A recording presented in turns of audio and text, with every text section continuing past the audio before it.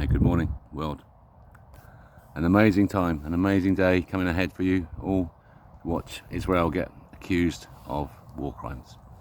And so finally Britain will have to decide, are we on the side of international justice or on the side of international genocide?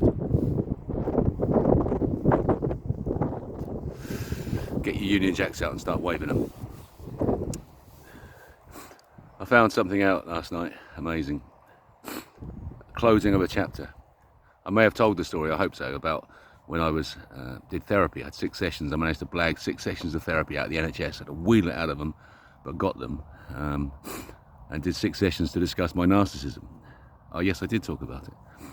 And my journey was, my question I set myself was, what caused this? What caused my narcissism?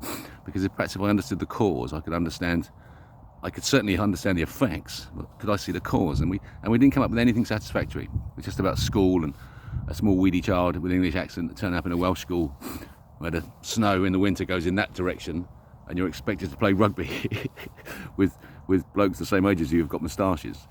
And I just went, this is terrifying and awful. And when the PE instructor shouted, get hard, boys, yeah, I didn't. I shriveled up like a little blue acorn. Like, yeah, imagine David Niven skiing naked down the Alps. Yeah, I look like his penis. But I learned something really cool, really fucking brilliant. That I never know which pocket my lighter's in. I know that's for sure.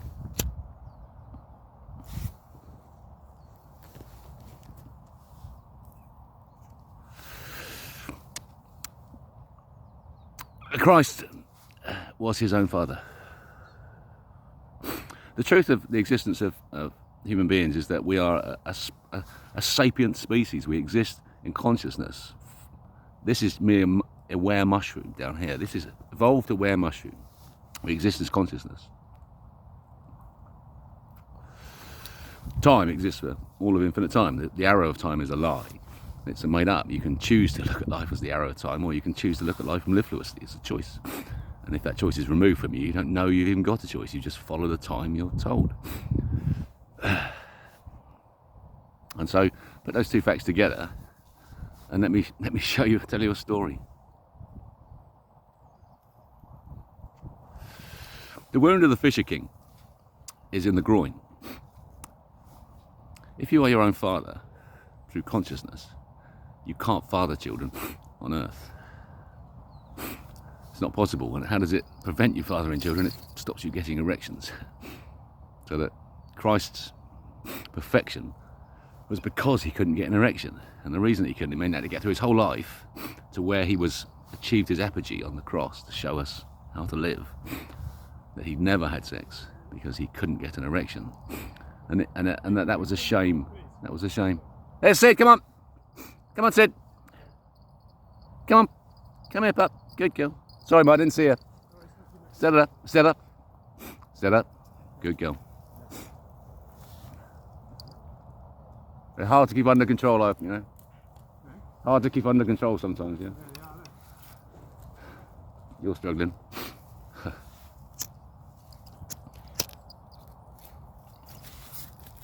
There's a guy with 2 dogs on the lead. Beautiful dogs, Weimaraners, I think. On a lead, really short, pulled along. Where's the joy? Where's the joy? Can I get my dog under control, please? Wow.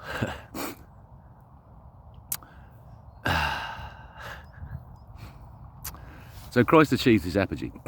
And at that moment of his apogee, he became the father of all the children on the planet. He became the father of the Roman soldier who speared him in the side. That's why he did it. Couldn't handle it. Something was going on in his head. He's going, what the, yeah, die, I can't bear this in my mind. Die, you other. And he died. But because when he died, he was the father of all children, everyone. He was resurrected. And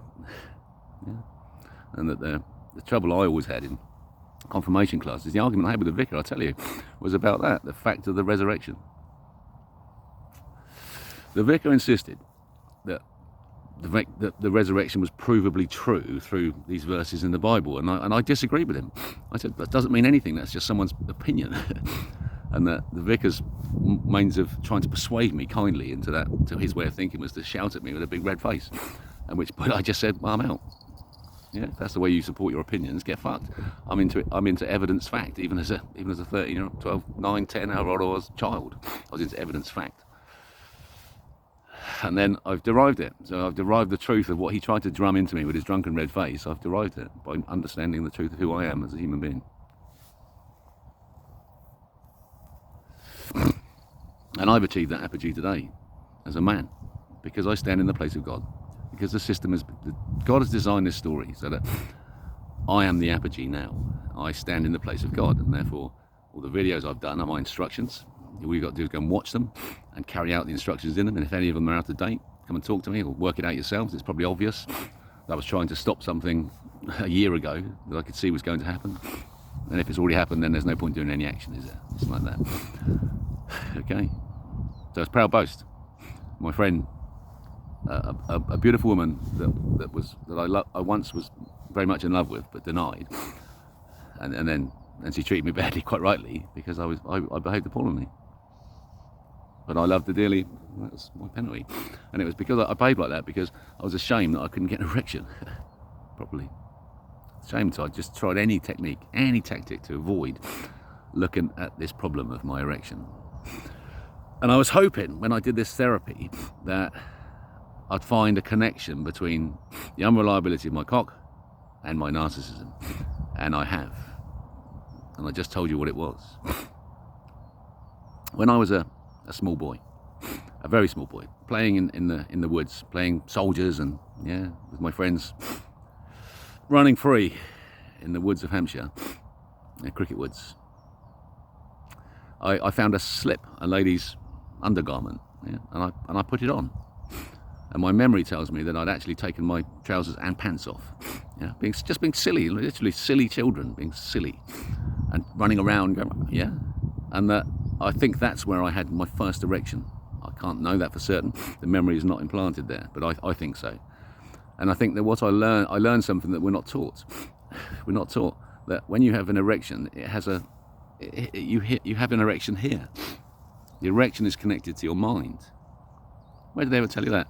Where did they ever tell you that when you have an orgasm, yes, sperm is ejaculated from the penis as you've inserted it into the vagina that flows down the ovum into the various mechanisms of the female biology. Yes, you learn that. But you don't learn what happens up here at the moment of orgasm. And if you don't understand then that you've completely corrupted yourself and corrupted the society in which you live. It's a simple fact you just need to carry forward. Because if I'd been taught that when to expect, as a 5-year-old child, to expect something, that if my body did something and I found my penis becoming a different shape and becoming what is called erect, I'd feel a sensation in my mind. And I was to be certain that sensation in my mind was an attachment to a higher consciousness. And that's the whole purpose of the exercise of the sex, was to raise your consciousness through levels, but through behaving with excellence of behaviour, in this case through excellence of sexual behaviour and sexual etiquette. If I'd been taught that, I could have spared myself all this pain, but I wouldn't have changed it for the world, because how can we learn as a species unless we suffer? That's the point of the suffering, to do some learning, and I have learned something as high as I can go. I said to my friend, I was telling that story, wasn't I? And she said, you've got a messiah complex, Reynolds. And I thought, yes, I have. She was absolutely right. And what do you do if you've got a messiah complex? What do you do with that information? How do you handle it? You just bury it, or you go, okay, well, maybe there's something in this, and investigate it, which is naturally what I did. So there's my first erection, coupled with the sensation of a fabric against my penis that generated a pleasant sensation in my mind, and that there was a resistance against my penis. I think this is important, that it was no longer free, it was pressed against a material, and that material sensation on my penis was pleasurable. And then so this is with the damage that not knowing that piece of information did. When I was older, so I lost my virginity. The first time I ever ejaculated was when I lost my virginity, and I didn't know what happened. I'd spoken to some guys in the Scouts, told stories around the fire about somebody ejaculating, and it just poured out of me. It was everywhere, like it was a brilliant thing. right? And I was thinking, that sounds horrible. I'm not doing that. He was talking about wanking, so I said, well, I'm not doing that. So I didn't do it. I just didn't do it. I thought, I turned it off there and never even thought about it. I was into trains and nature and stuff. Yeah, that was more important. Bicycles and having fun, not sex. Sex would have got in the way of that fun of my childhood, wouldn't it? That's why my childhood was so brilliant. So it ended when I ejaculated, and I didn't know what happened. Didn't understand what just happened. I didn't know an ejaculate had come out even. I hadn't remembered at that time. So I just felt this sensation, and then the sex had stopped, which was brilliant, by the way. I remember it as being a fantastically loving and beautiful experience with someone that I really thought was a brilliant person. And so the next night, I was in bed reading just a book, yeah, and playing with myself. And suddenly, over the top of the book, came this spurting, hit me in the face. And there was a sensation in my mind. I went, oh, that's what happened yesterday. Now it was that. I see. You manipulate the penis using the labia of the vagina to cause an ejaculation from there with friction and heat and lubrication, and that causes a sensation in your mind which is really pleasurable and feels lovely, and that's why people enjoy sex. I went, fucking learn something brilliant. That's great. That's really, really great. And then stepped into the world, right? And my memory is that was it. That was the only time that me and this girl had sex, was that once. It's my memory. The next girl who a girl took a fancy to me, a shine to me. I was 18, a stupid biker, but nonetheless, if a younger girl had seen me, they might have thought I was somebody to be impressed by. You know, it's a strange world. It was the 80s. And she was a virgin, and she wanted to lose her virginity. She felt she was ready for it. So I think she was 16, 17, I was 18, and I was happy to oblige. And so because there's that sensation again. Wow, brilliant. That's more of that. And with this woman who was really hot, and you know, a taking of a virgin, it was going to happen to me as an experience in life. Wow, that's fantastic. Yeah, I can just be gentle. I've learned a little bit. I can just be gentle. I know how to gentle and that sort of stuff. So we went to bed in my house when I was still living with my mum and dad at the time. Just about. I was away apprentice most of the time, but I was still just about anchored there. And so we were in bed. It's really lovely, and then I went, well, my cock's not working. Why isn't my cock working? What's happened there? What's that? Because I remember it last time. This happened, and everything happened, and it was wonderful. Now it's not happening. What's wrong? And it was just awful. And the poor girl, you can imagine how she felt. Imagine how she felt at that. She would have. I bet it was impossible. I was desperately recognising that I'd done something. She would see this as a personal thing to her, that there was something about her that had stopped my erection working. I was desperate to cover those tracks with any fucking thing that I could think of at the time to try to be kind, and blew it, I'm sure. I never saw her again. And if you're out there, Ruth, I remember you fondly. So I think she was a smart girl. I think she worked me out and just said, oh, he's a narcissistic twat, and went out with much nicer people, and everything was lovely for her. Now, at that moment, I became corrupted. And what happened was I was driven towards a behaviour which was cross-dressing. And I think what happened was that I'd had the sensation of the material against my penis was lodged as a really sharp memory from that tiny childhood moment. I find myself in a position where my cock doesn't work. My memory gives me that memory back, and I go, okay, well, that's pleasant. And how does that work? So I would cross-dress, just put little bits and pieces, just to get the sensation and masturbate. And it became an addiction. And people talk about, I've heard paedophiles talk about that they're driven towards a behaviour, and I totally understand the drive. Mine was towards something harmless, abuse of myself, cross-dressing. But the drive was as an addiction. I had to do it. I had to. I could not stop myself from this behaviour. And it resulted in a shame being lodged so deep, associated with my mother. Yeah, because the clothing that I was using was stuff that she'd binned in the garage, was just there, and I was using it to masturbate. And I hadn't even thought about this link to my mother at all. Right? Nothing. There's nothing there. There's nothing Oedipal about it at all.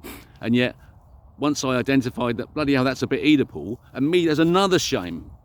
So now I've linked this cross-dressing to an Oedipal complex with my mother, confusing a relationship utterly with someone I adored and loved, respected dearly. It was completely confused and destroyed because I kept away from it, because I felt ashamed. Ashamed, such a deep shame.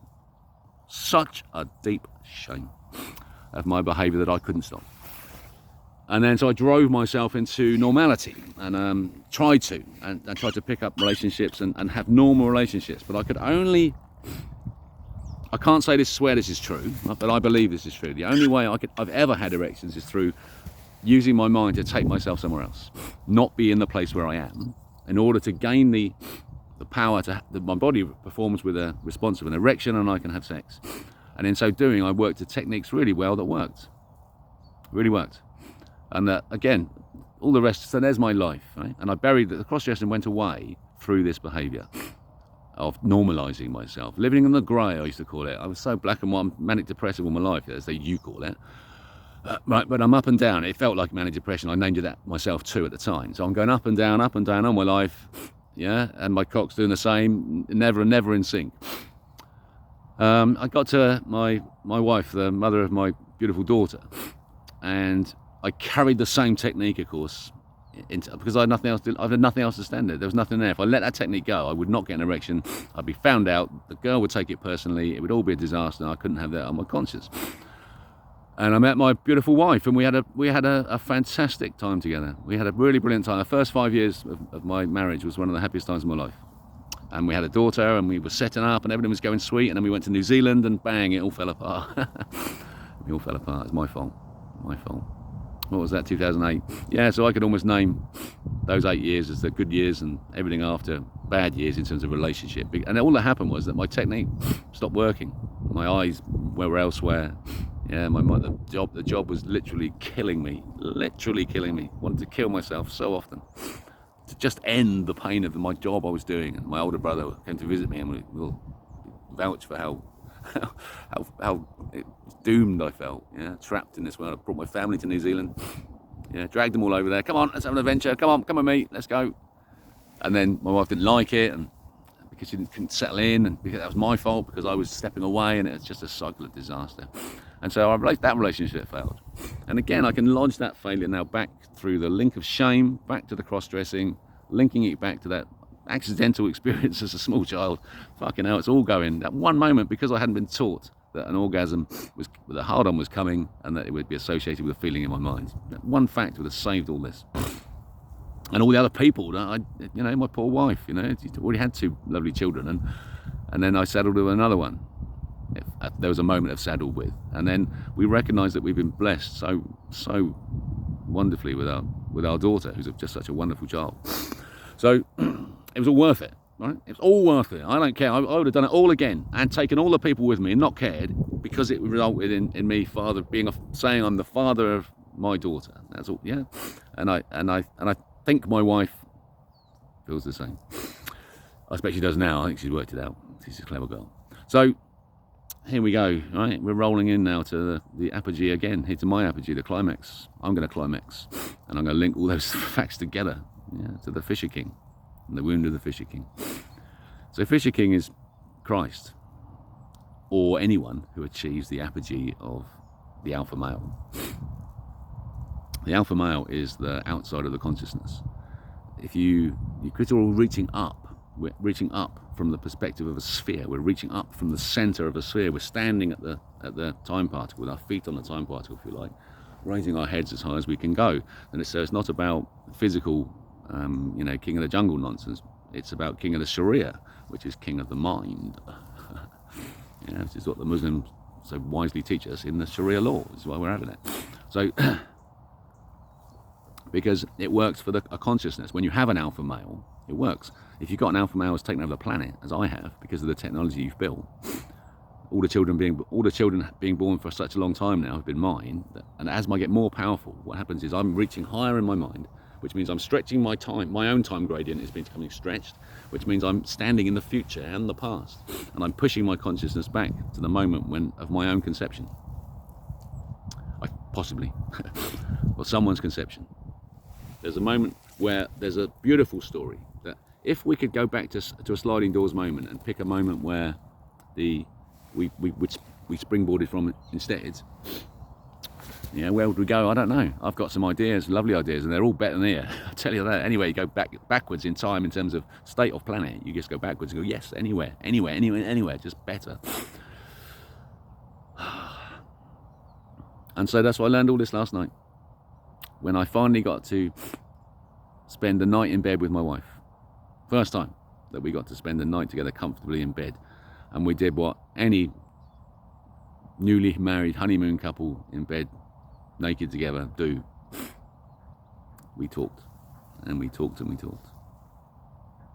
And in the talking became this healing for us both. For me, suddenly to have all this revealed to me. She's told me the story of the Fisher King, and I went, oh, she's telling me that story for a reason, because that's me. Yeah.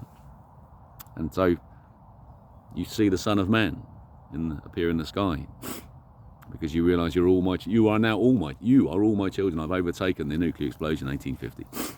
That's the point for me. If I can overtake the nuclear explosion that was corruptly caused by the Germans creating the German Empire buildings all over the world when the reset came, I've won. And so when the reset comes, it will be my world. If we've established the principles which I've laid out in my videos, by the time the reset comes, everyone will be sweet. The right people will arrive. If you don't come back here, don't worry about it. You'll come back later. It's all been reset for you. The builders will be here. The engineers will be setting the planet. The worker bees doing their stuff, setting the planet. Yeah, it's a new world. A new world of sapient thinking, which is species thinking, not sentience.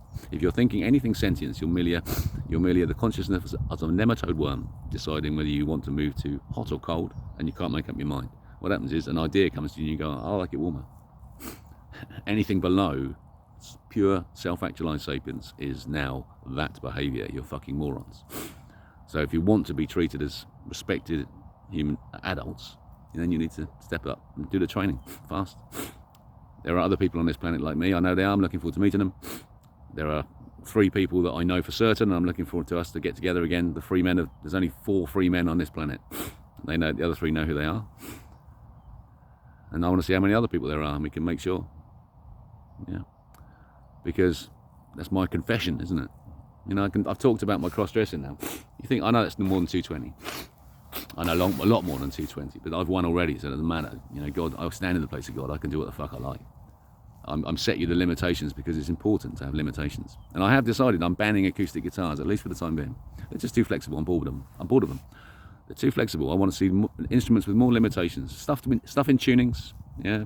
Stuff in tunings is the way to go for the time being. So that stuff in tunings harmonises anyway. You can just smash an open chord and you're harmonising. So a chimpanzee can play a fantastic tune if you give him a banjo.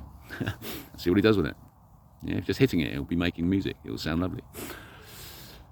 These are good ideas, aren't they? Yeah, all because I own my own erection, because that's what's happened. But because I'm the Son of Man, I'm not Christ, and I'm not God. I'm standing in the place of God. You guys can do me the favour. If you love me, all of you, the whole planet actually loves me and what I've done, and is pleased with the planet I'm delivering for you, and you just say, thanks, Martin, you're a fucking legend. If you meet me, nice one.